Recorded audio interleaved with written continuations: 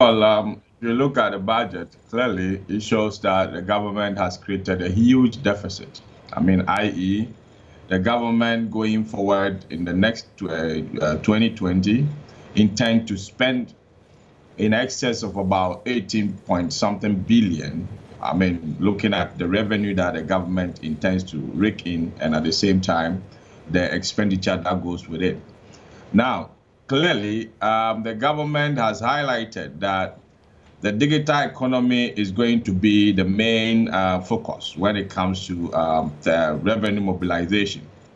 Because if you look at the structure of the economy, it gives you a signal that, the 2019, the main driver was the service sector, and the service sector, the dominant part of it was the telecommunications sector. And so the minister indicated that, the globe is moving towards taxing the digital economy. And I presume that taxing the digital economy means you are going to touch on every aspect of the general populace of this country, because almost every corner of this country uses, mobile phone. So whatever transaction that will go on the digital space will be taxed. And I presume that the minister wants to use that medium to rake in more revenue, and then also revising some of the existing structures within the revenue mobilization frame will help, rake in that necessary projected revenue. But I believe also that projection was over ambitious, in a sense that 2019 did not look good at all in terms of revenue mobilization. And so going forward, if you project that huge kind of revenue mobilization, then it means you have something almost at hand. You should be sure.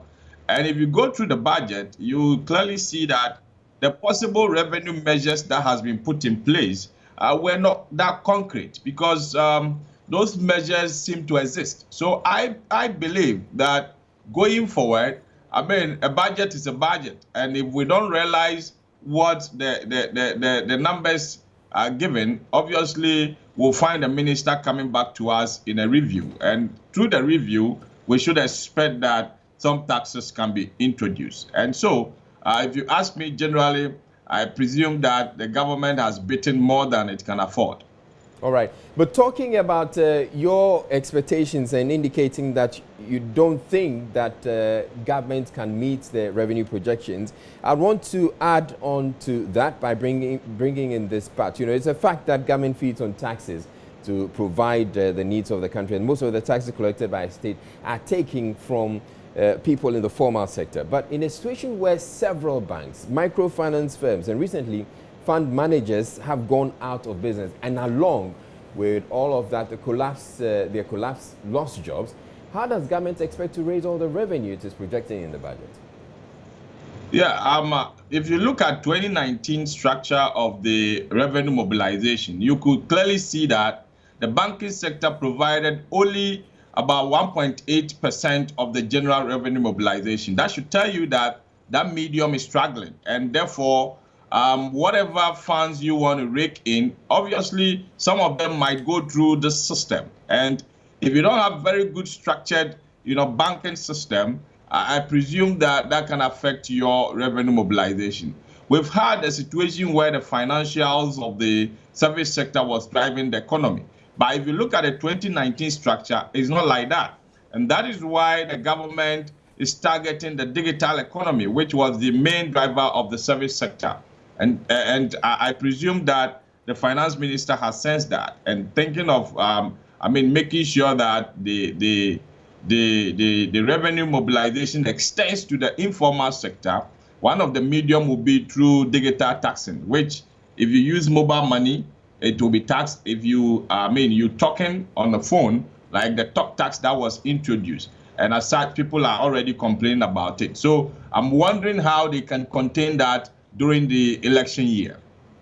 All right. Now, typically, if you speak with any trader, they're going to tell you that, yes, the budget has been presented and all that has been said. But for them, the economy is booming if sales are good.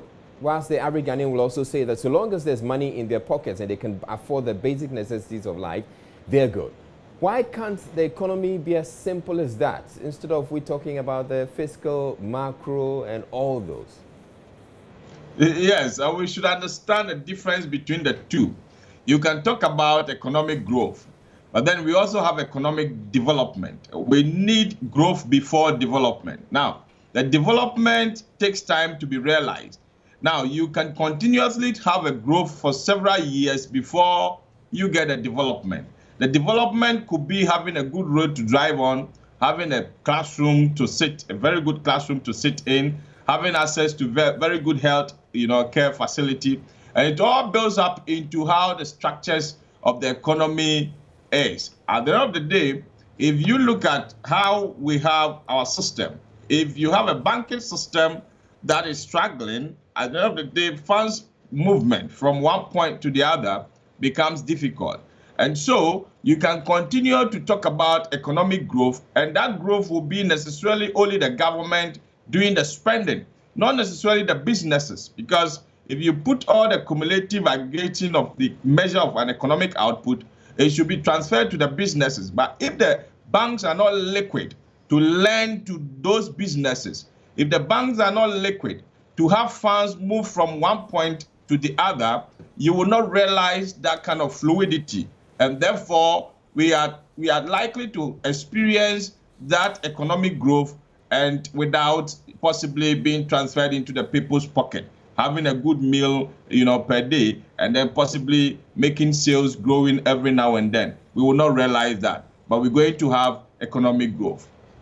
All right. Is there anything else that strikes you as odd in the budget? Yeah. For me, if I look at the budget, I think even though it's an election year, I see a situation where, the finance minister coming back to Guineans that we will